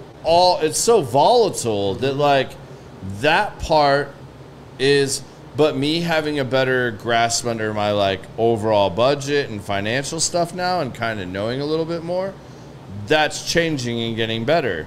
But it actually took me kind of relaying poorly that thought process of being scared to commit to a quarterly thing, that one of my other financial friends was like, dude, like, you know you don't have to do that. It could just be a one-time a year thing. Yeah, whatever quarter is good for Monthly, you. Quarterly. And I was like, you know, honestly, when we were sitting there having the conversation, and this was like late hours after a lot of bourbons, I was like, you know what? Like, yeah, I guess I'm kind of a dick. Like, I haven't even talked to Greg about that. Like, I guess I probably should have told him, like, my fear is this quarterly commitment. Yeah. No, if you just tell me I can lots do of it different options in any 4 quarters, whichever one feels comfortable and good, that's the quarter we do it in. Yeah. And just and that works too. Well, like, that there's has a lot so to do many with the solutions, investing. but like I'm telling y'all personally, like, that was one of my fears. And y'all obviously, like, we have a great relationship. Like, I never shared that with you. Yeah. Like, but like, that's an easy conversation. It's easy right now.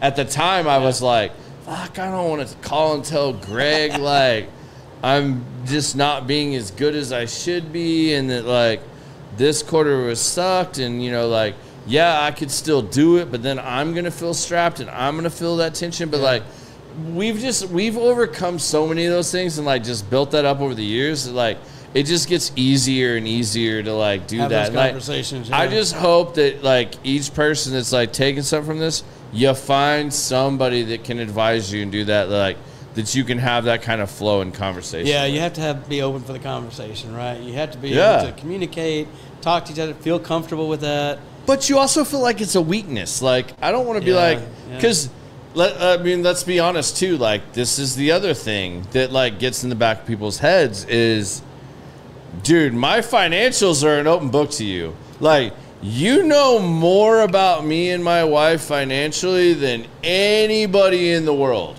No, I mean, like, I appreciate that trust. My business partners don't know that much about me financially. I mean, like, think about that. Yeah. That sounds kind of crazy. Like, I'm in business with 2 other guys. Like, we have a business together, and they know a portion of my financial stuff, but, like, they don't know it all. Same as I don't know theirs.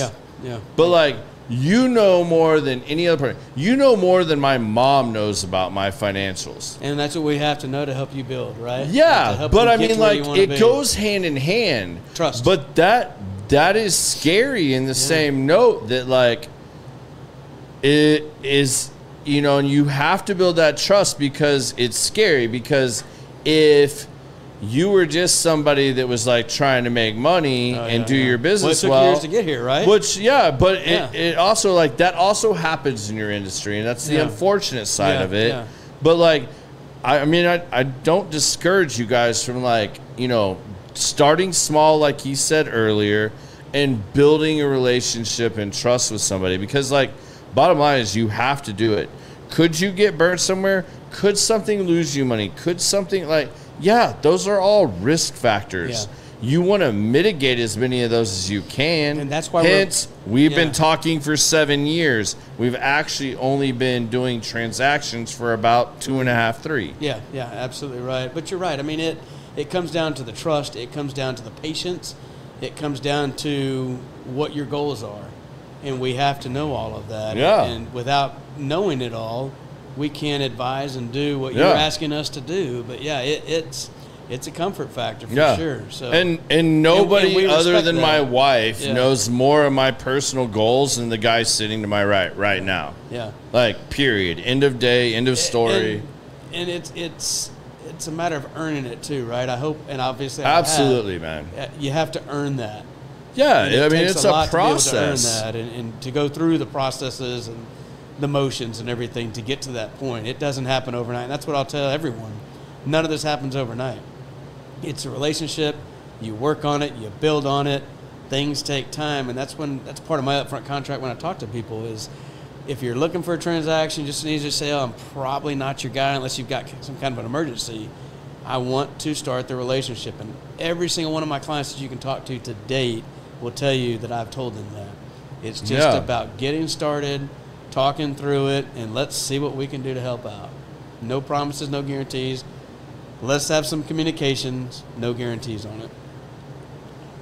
So what's 2025 look like for you? Like what do you got coming up? What do you got planned? Like what are some of your goals? What are some things you're trying to do? Good question. We've got a couple of kids that we're challenging and ready for them to graduate college. And I'm in a blended family. We've got a couple of kids in high school that are doing awesome. So it's just kind of evolving with that. And that's what I love about doing what I'm doing, is because I can allocate the time to my clients, but also allocate the time to my family. I mean, you see pictures of these icebergs, right? These motivational pictures where you see the tip of the iceberg, the success, and damn, we follow the same shit stuff, too. And you see that, and it's like, well, what about the bigger part, the Titanic that didn't see it, right? That huge part of the iceberg that's below, about the hours worked, about the tears, about just everything that goes into it, the 12 a.m.s, the 4 a.m.s, just all of that goes into it. But I wouldn't change it for the world. I love it. So 2025 is going to be good. I think regardless of what side you lean on, the left or the right, I think the country is headed in a good direction now. At least financially. Exactly. And, well, looking at the market, like you said, the market's gone up and down, but I think that we're going to be in a better position globally, financially, to where things are going to prosper the way we want them to prosper. Yeah. And it's about setting things up and about getting ready. And that's what I've kind of been doing, is just gearing up my clients. I had a few of my clients that were a little older and needed to be a little more conservative, and we geared them that way. Yeah. Middle of 24, just kind of getting ready. And so 25, they're ready to say, all right, let's get going. So 25, we're looking for a pretty good year. Should be a good, strong year. If the Fed continues to do what they're saying they're going to do about the interest rates and things like that, all of my friends and acquaintances in real estate are getting ready for a good year there as well. So I'm excited to see some of these things transition. Yeah, absolutely. I am too. So I think 2025 is going to be a much better year than what we've had the last couple. Yeah, I've seen some smiles on some faces on different media and news outlets from different political figures that I haven't seen in a few years. And when you see those smiles on their faces, they're ready. Don't you think it's also kind of funny that, like, the person that doesn't have shit or knows shit about whatever it is you're asking them about is the one that's going to give you the most advice? Like, they're going to be the person in your corner telling you, like, the person that really doesn't have shit, and you tell them, like, hey, man, I talked to Greg today. Yeah. Man, I pulled some triggers. I invested in blah, blah, blah. And this person's doing jack shit with their life.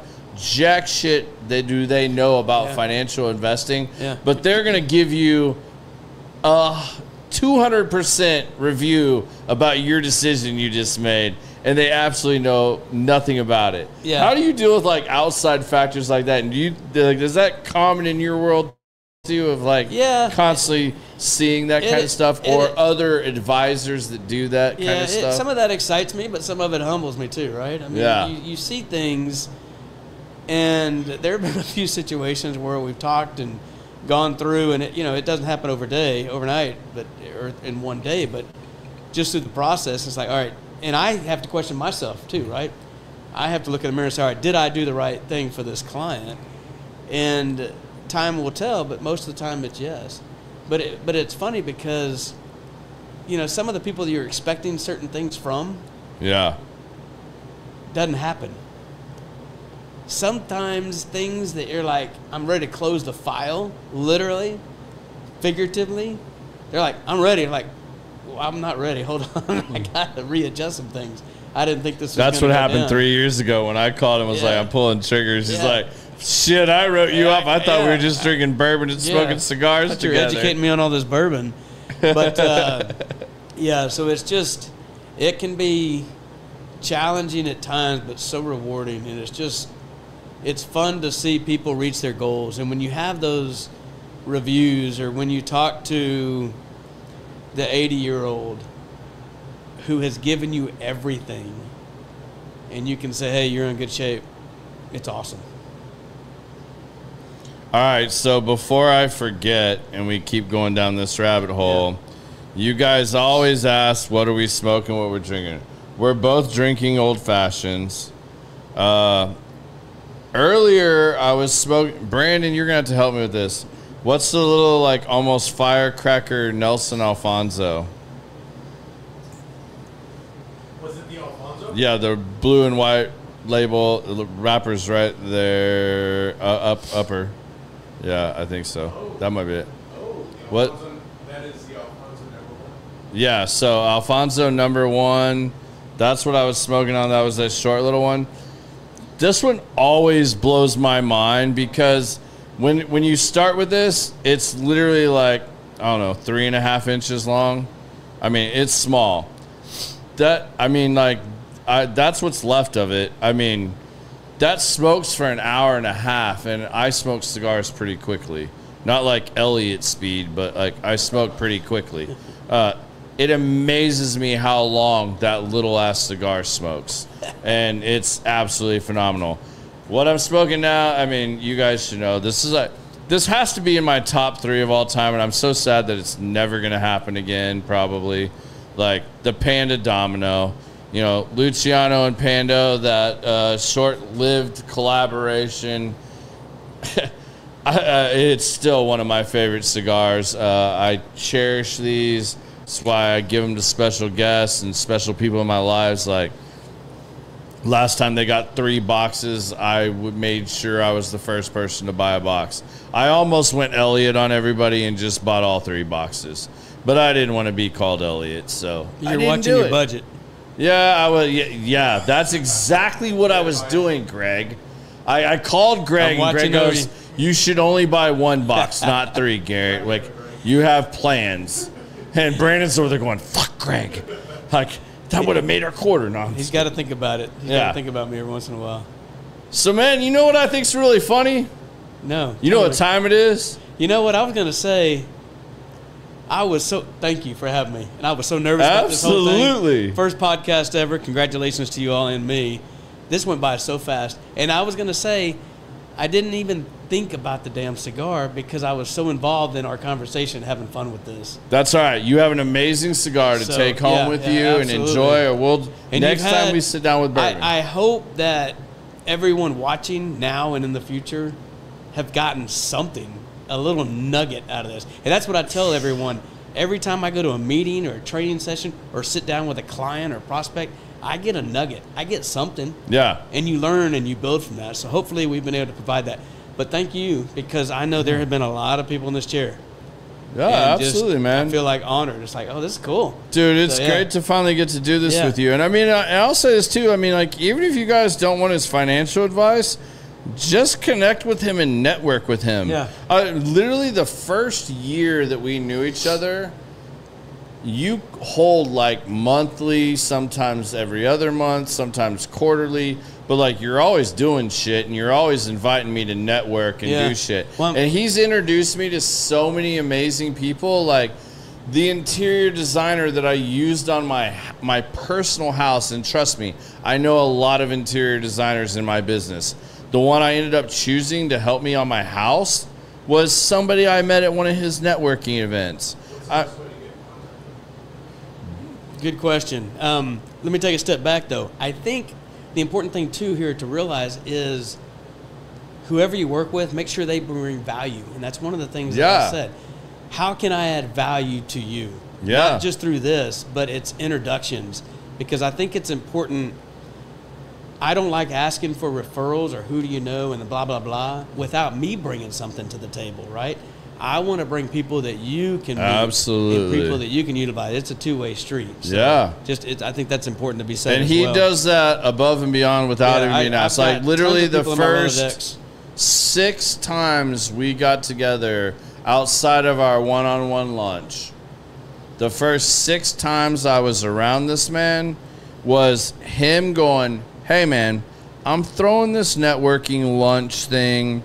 I've got like anywhere from 10 to 12 people are going to be showing up to this. There's at least 8 people here that maybe you could do business with, or that might be an asset to you or an ally. Like, you guys all pair together. You're in similar fields. Yeah. I would love if you could make it out, even if you just can stop by for a few minutes.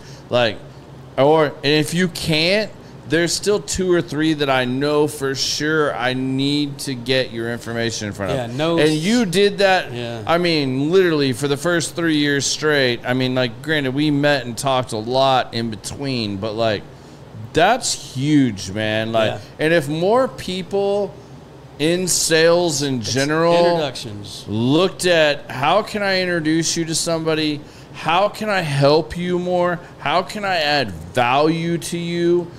And like, dude, you didn't ask me for a sale for, I mean, fuck, like at least the first year and a half. You knew where I stood financially, you knew where I was at, we had those conversations. And after the first time, you didn't ask me again for almost a year. You said, hey, we talked about this last year. Is this still your same scenario, or where are you at? Yeah. And that was the end of the conversation. And I'm not kidding you. Like, we've said this many times tonight. 7 years, been doing business with him for 3. 4 years, like, he only tried to add value to my world, my life, and be there and build a relationship.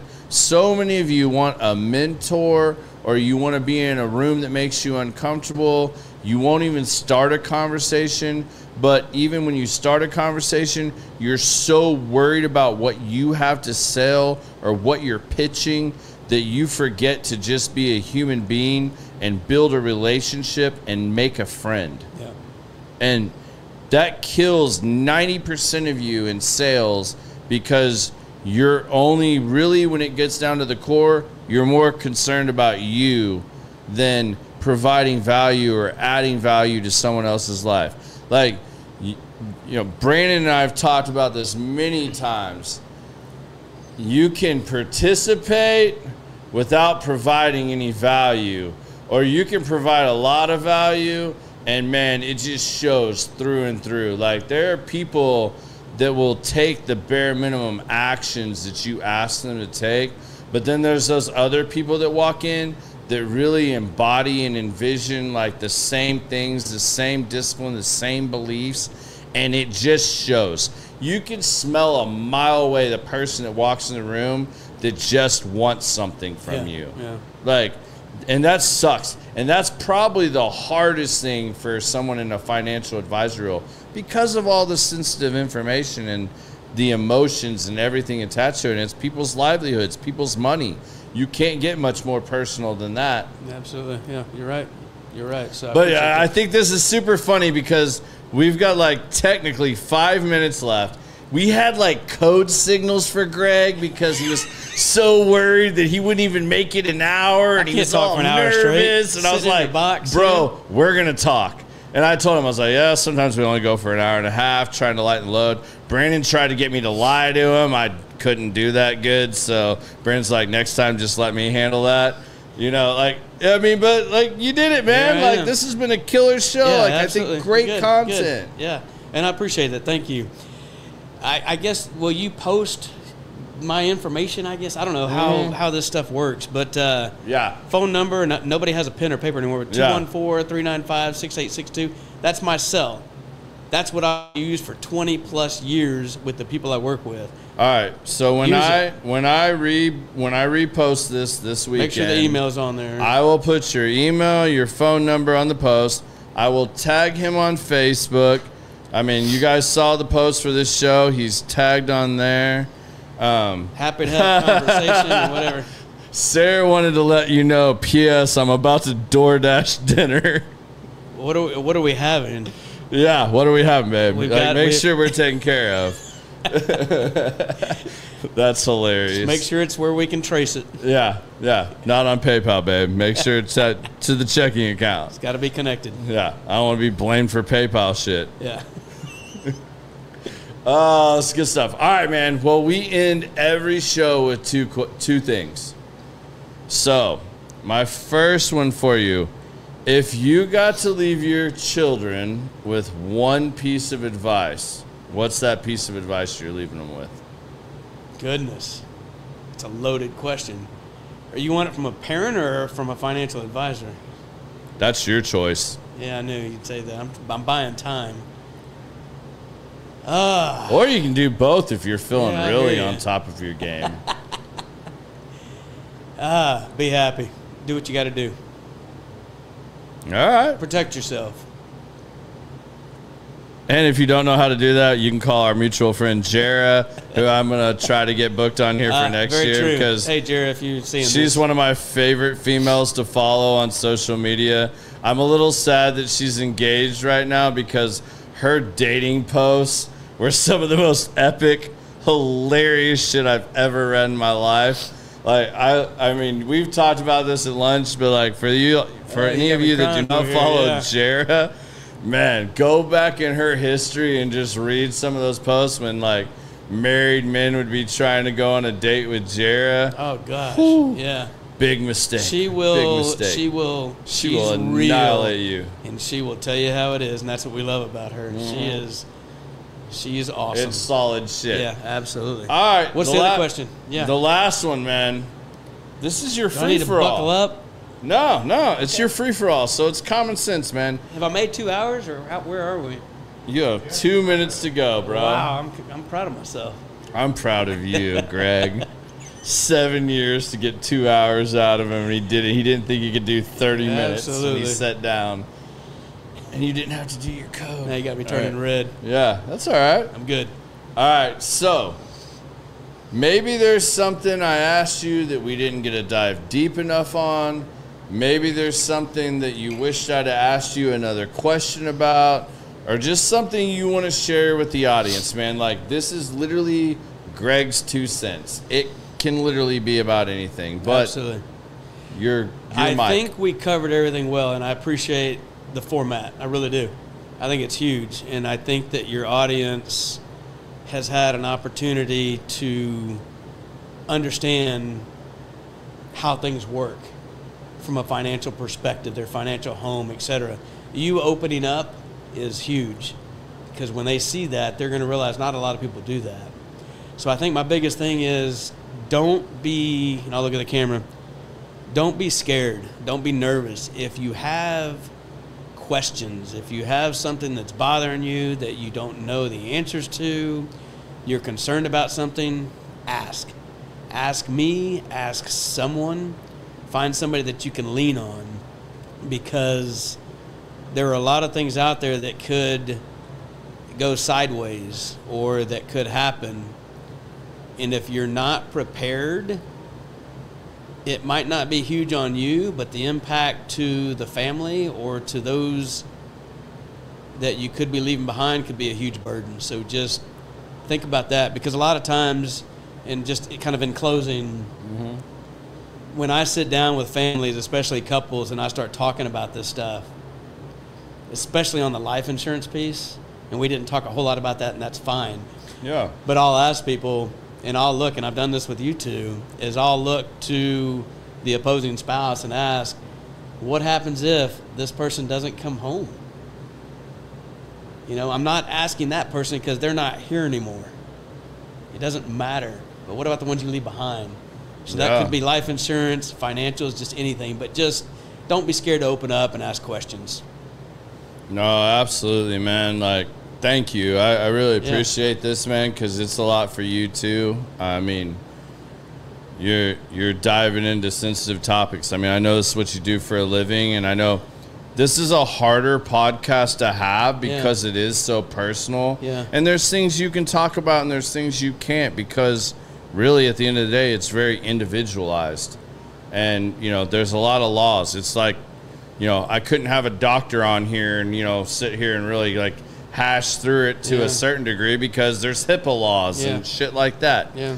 But, you know, I don't do this for my own benefit. I mean, I do because I enjoy sitting down with each of my guests and really like having these further in-depth conversations. But, you know, it's just like when I had my friend Brian Levy on, you know, and he deals in the later years care medical space, and like they do private care and in-home care. I've met him. And all that, like, you know, with Manchester Living, you know. That's awesome. Like, that's really real. Like, my mom is dealing with that right now with my grandmother from a state away.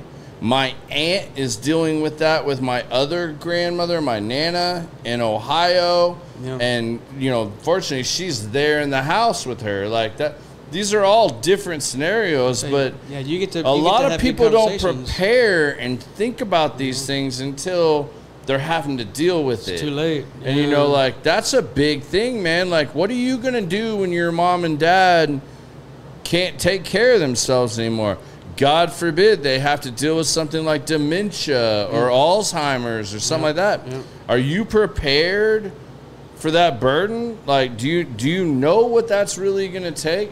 Do you know how expensive those care facilities are? Or even if you're putting them in a retirement home, any of that shit, none of it's cheap. I mean, those are booming industry. The baby boomers are all getting there now. Well, God bless you for being able to have the variety of podcasts that you have, because you can have the upbeat ones, let's talk about bourbon all day, or cigars or guns and whatever, but sometimes you have to bring it back to reality, right? And you have to talk about some of these things, and even for some of the viewers that might not realize, I'm glad I listened to that. You know, it might not be the most exciting thing, but there are things that you're bringing to them that you're adding value.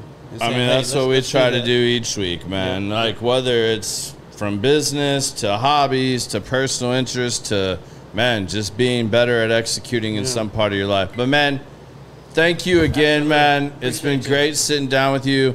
We'll be back again next week. Your boy Biz will be back, I hope. I mean, unless he just decided to stay in Nebraska again.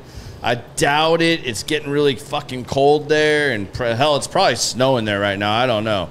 But, I mean, that asshole can't even call somebody back right now. So he must be really busy. It must be really important. And yes, I'm busting his balls, but we'll be excited to have him back. And you guys make sure you're checking out his podcast. I've been sharing that shit on all the social media. He's doing some cool things and sitting down with some really cool people. So you guys make sure you're checking that out too. And again, thank you for listening. Thank you for tuning in. If you guys liked it, enjoyed it, please share it, like, comment. That helps us tremendously. I cannot tell you. You guys don't even think just your little comment or your like or your share. It goes a long ways in helping us and boosting us up in the algorithms and everything else. So, again, thank you guys. I love you. See you again next week. Peace.